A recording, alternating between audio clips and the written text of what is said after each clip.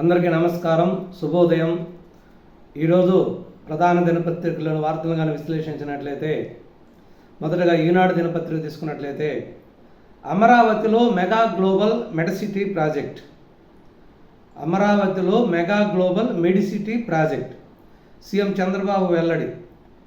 PPP విధానంలో ఆసుపత్రుల ఏర్పాటు, పరిశ్రమలకు మాదిరిగా రాయితీలు ఇద్దామని సూచన. అమరావతిలో కూడా మెగా గ్లోబల్ మెడికల్కి సంబంధించిన ఒక ప్రాజెక్ట్ని అమరావతిలో ఏర్పరిచేటటువంటి అవకాశం ఉందని చెప్పి చంద్రబాబు నాయుడు గారు వెల్లడించారు. ఇది పీపీపీ విధానంలో, అంటే పబ్లిక్ ప్రైవేట్ పార్ట్నర్షిప్ విధానంలో ఆసుపత్రులను ఏర్పాటు చేద్దాము, పరిశ్రమలకు ఇచ్చినటువంటి రాయితీల్ని హాస్పిటల్కి కూడా ఇద్దాము అని ప్రపోజల్ పెట్టినట్టు తెలుస్తున్నది. దీని మీద కొంత డిస్కషన్ జరిగిన తర్వాత నిర్ణయం తీసుకునేటటువంటి అవకాశం ఉంది. పంట చేలల్లో ఏఐ విప్లవం, చెరుకు తోటల్లో కృత్రిమ మేధతో అద్భుతాలు, మహారాష్ట్రలో మైక్రోసాఫ్ట్ సాయంతో ప్రయోగం.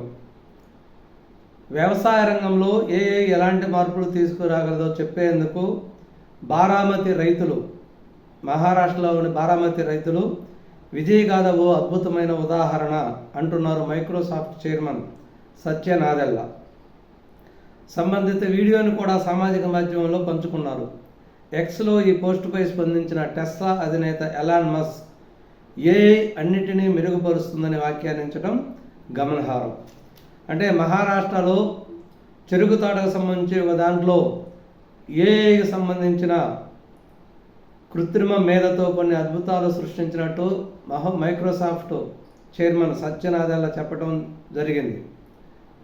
ఈ కృత్రిమ మేధతో మహారాష్ట్రలో బారామతి రైతులు ఏ విధంగా లాభం పొందింది, వ్యవసాయంలో ఏ విధంగా ఈ విప్లవాన్ని తీసుకొచ్చింది సత్య నాదెల్ల వివరించడం జరిగింది. దీన్ని ఎక్స్లో పోస్ట్ పెట్టడం కూడా జరిగింది. వీటిలో వచ్చే లాభాలు ఏంటంటే ఏ సలహాలు పాటించడం ద్వారా ఎరువుల వాడకం 30% తగ్గుతుంది. ఈ ఏఐ టెక్నాలజీ వాడటం ద్వారా ఎరువుల వాడకం అనేది, పురుగు మందుల వాడకం 30% తగ్గుతుంది. ఫలితంగా రైతుకి 10 నుంచి 15,000 ఆదాయం పెరుగుతుంది. అంటే మందులు ఖర్చు పెట్టాల్సిన డబ్బులు 10 నుంచి 15,000 రూపాయలు తగ్గుతుంది. చీడపీడలపై రైతులను ఏఐ ముందే హెచ్చరిస్తుంది. అంటే వచ్చే వారంలో నీ పంటకి ఈ తెగుళ్ళు వస్తాయి, ముందే జాగ్రత్త పడండి అని చెప్పి ముందే హెచ్చరిస్తుంది. తద్వారా పంట మొత్తానికి తెగుళ్ళు వ్యాపించక ముందే మనము జాగ్రత్త పడవచ్చు.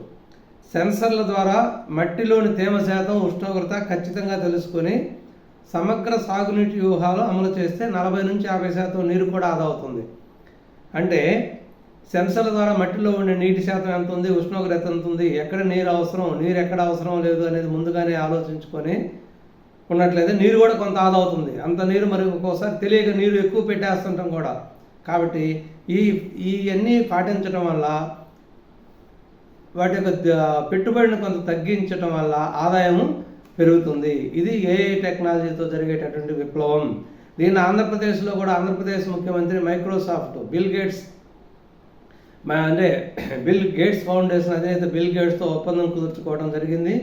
బిల్ గేట్స్ ఫౌండేషన్ ద్వారా ఏఐతో ఆంధ్రప్రదేశ్ రాష్ట్రంలో వ్యవసాయ పరంగాను, హెల్త్ పరంగాను అన్నింటిలో కూడా ఏఐని ఉపయోగించి ఎలా ప్రజలకి మేలు చేకూర్చాలి అనే దాని గురించి ఒక ప్రాజెక్టు వర్క్ కూడా చేస్తున్నట్టు చెప్పుకోవచ్చు.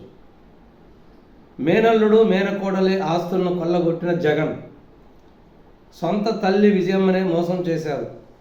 ఆమెకిచ్చిన షేర్లను తిరిగి లాక్కోవాలని చూస్తున్నారు. వైఎస్ జగన్పై మండిపడిన ఏపీసీసీ అధ్యక్షురాలు షర్మిల. ఆంధ్రప్రదేశ్ కాంగ్రెస్ అధ్యక్షురాలు షర్మిల అన్న జగన్ మీద ధ్వజమెత్తడం జరిగింది. మేనల్లుడు మేనకోలడు సంబంధించిన ఆస్తులను ఏవైతే విజయమ్మ పేరు మీద గిఫ్ట్ డీడ్గా రాసి స్వయాన జగన్మోహన్ రెడ్డి గారు సంతకం పెట్టారో అవి మళ్ళీ లాక్కోవాలని చూస్తున్నారు. అవి లాక్కోవడం కోసం సొంత తల్లి విజయమ్మ మీదనే కేసు పెట్టారు. అంటే విజయమ్మను కూడా మోసం చేశారు అని జగన్మోహన్ రెడ్డి మీద విమర్శలు చేయడం జరిగింది. ప్రస్తుతం ఇది కోర్టులో నడుస్తుంది. మరి రాబో రోజుల్లో ఏమవుతుందో చూడాలి. సచివాలయంలో అగ్ని ప్రమాదం, 2 బ్లాకుల్లో బ్యాటరీలు దగ్ధమై పొగలు, షార్ట్ సర్క్యూటే కారణమని ప్రాథమికంగా నిర్ధారణ. నిన్న సచివాలయంలో 2 బ్లాకులో చిన్న అగ్ని ప్రమాదం జరిగింది. దాని వెంటనే సిబ్బంది ప్రతిస్పందించి అగ్నిమాపక సిబ్బందికి సమాచారం ఇవ్వడంతో వాళ్ళు వచ్చి మంటలను అదుపులోకి తీసుకొని అగ్నిమాపకాన్ని అగ్ని ప్రమాదాన్ని నివారించారు. దీనికి షార్ట్ సర్క్యూటే కారణమని ప్రాథమికంగా నిర్ధారణ చేయడం జరిగింది. అదే సమయంలో చంద్రబాబు నాయుడు కూడా వీటిల్లో కూడా కొన్ని కుట్రలు ఉండేటటువంటి అవకాశం ఉంది, జాగ్రత్త వహించాలి, ముందుగానే అన్ని విషయాల్లో తగిన జాగ్రత్తలు తీసుకోండి అని ఆదేశించడం జరిగింది.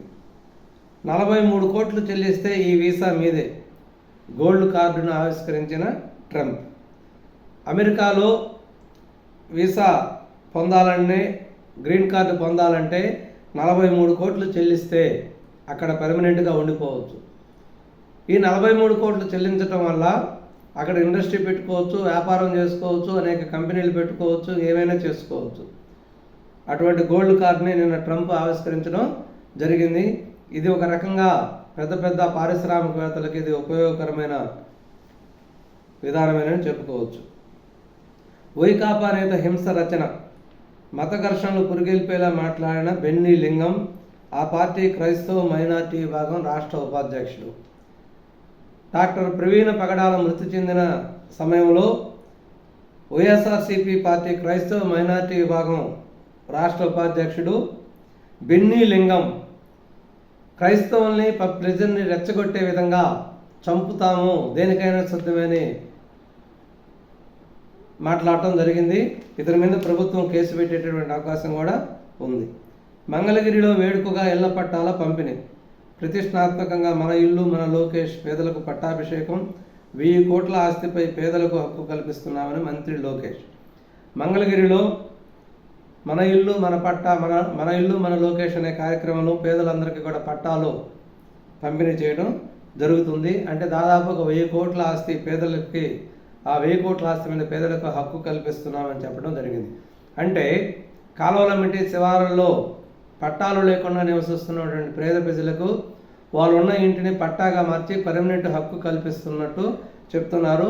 ఆ హక్కుకు సంబంధించిన పత్రాలని మన ఇల్లు మన లోకేష్ కార్యక్రమంలో పంపిణీ చేయడం జరుగుతుంది. కలిసికట్టుగా ముందుకు సాగుదాం, మన బంధం మరింత బలోపేతం ఇవ్వాలి, యూపీఐతో మీ చెల్లింపు వ్యవస్థలను అనుసంధానించండి, బిమ్స్టెక్ సభ్య దేశాలకు మోదీ పిలుపు. 21 పాయింట్ల కార్యాచరణ ప్రణాళికను ప్రతిపాదించిన మోడీ. విదేశీ పర్యటనలో బిమ్స్టెక్ సభ్య దేశాలలో కలిసి మాట్లాడుతూ సమావేశంలో కలిసికట్టుగా ముందుకు సాగదాం, మన బంధం మరింత బలోపేతం ఇవ్వాలి అని చెప్పి ఆ దేశాలకు విజ్ఞప్తి చేయడం జరిగింది.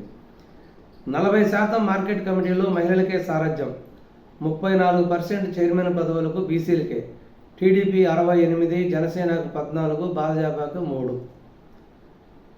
ఇప్పటి వరకు ప్రకటించిన మొత్తం మార్కెట్ కమిటీల్లో 40% కమిటీల్లో మహిళలకే ప్రాధాన్యత ఇవ్వటం జరిగింది. అందులో 34% చైర్మన్ పదవులు బీసీలకు ఇవ్వటం జరిగింది. ఇప్పుడు ఇచ్చిన వాటిల్లో టీడీపీకి 68, బీసీ జనసేనకు 14, భాజపాకు 3 ఇవ్వటం జరిగింది. మిగిలినవి కూడా 1-2 రోజుల్లో ప్రకటించేటటువంటి అవకాశం ఉంది. వక్ఫ్ బోర్డు చట్ట సవరణ బిల్లుపై జగన్ డబుల్ గేమ్, లోక్సభలో వ్యతిరేకంగా, రాజ్యసభలో అనుకూలకంగా, పార్లమెంటు సాక్షిగా మైనార్టీలకి జగన్ ద్రోహం, టీడీపీ నేతలు నక్క ఆనందబాబు, నాగుల మీర ధ్వజం. బీజేపీతో జగన్మోహన్ రెడ్డి దొంగ పోలీస్ ఆట ఆడుతూనే ఉన్నాడు, డబుల్ గేమ్ ఆడుతున్నాడు. లోక్సభలోనేమో వక్ఫ్ బిల్లుకి లోక్సభలో వ్యతిరేకించి, రాజ్యసభలో వక్ఫ్ బిల్లుకి మద్దతు తెలియజేయటం జరిగింది. దీని మీద టీడీపీ నాయకులు జగన్మోహన్ రెడ్డి యొక్క డబుల్ గేమ్ మీద విమర్శించడం జరిగింది. కనుల విందుగా అమరావతి చిత్రకళా వీధి, చారిత్రాత్మక నగరి రాజమహేంద్రవరంలో అట్టహాసంగా ప్రదర్శన ఏర్పాటు, 1000 మంది కళాకారులతో సుమారు 425 స్టాళ్ల ఏర్పాటు. నిన్న రాజమహేంద్రవరంలో అమరావతి చిత్రకళా వీధి అనే ఒకదాన్ని ఎగ్జిబిషన్ ఏర్పాటు చేసి కళా ప్రదర్శన చేయడం జరిగింది. బంగారం వెండి ధరలు భారీగా పతనం, 2400 తగ్గిన 10 గ్రాముల మేలిం బంగారం, 8000కు పైగా తగ్గిన కిలో వెండి. క్వారీ లాక్కొని 100 కోట్లు దోపిడీ, చిత్తూరులో ఆస్తులన్నీ అమ్మి లీజులు తెచ్చుకున్న భాజపా నేత, పైసా చెల్లించుకున్నారని బెదిరించి తీసుకున్న వైకాపా ప్రజాప్రతినిధి, కేంద్ర పర్యావరణ అటవీ శాఖ నిబంధనలు ఉల్లంఘించి మరీ తవ్వకాలు, క్వారీలోకి ఎవరు రాకుండా బోనసులతో కాపలం. చిత్తూరులో ఒక బీజేపీ నాయకుడు అతనుకున్న ఆస్తులను అమ్మి క్వారీయే పరమవాదిగా దానికి ఉన్నటువంటి పర్మిషన్లన్నీ తెచ్చుకొని, ఉన్న ఆస్తులను అమ్ముకొని పర్మిషన్లు తెచ్చుకోవడానికి ఖర్చు పెట్టి కష్టపడి తెచ్చుకున్నటువంటి నేత దగ్గర ఆ క్వారీని లాక్కొని బలవంతంగా ఎటువంటి డబ్బులు ఇవ్వకుండా పూర్తిగా అక్రమంగా క్వారీలో బ్లాస్టింగ్ చేసి మరీ తవ్వకాలు చేసి గ్రానైట్లు అమ్ముకోవడం జరిగింది. దీన్ని ప్రముఖ వైకాపా నాయకుడు అంటే ఇంక పెద్దిరెడ్డి కుటుంబమే, కాబట్టి వీళ్ళ అరాజాలకు అంతే లేకుండా పోయింది. ఇది ఈరోజు ప్రధాన దినపత్రికలోనే వార్తలు. మరొక ముఖ్యమైన విషయంతో మళ్ళీ కలుద్దాం. నమస్కారం, ధన్యవాదాలు.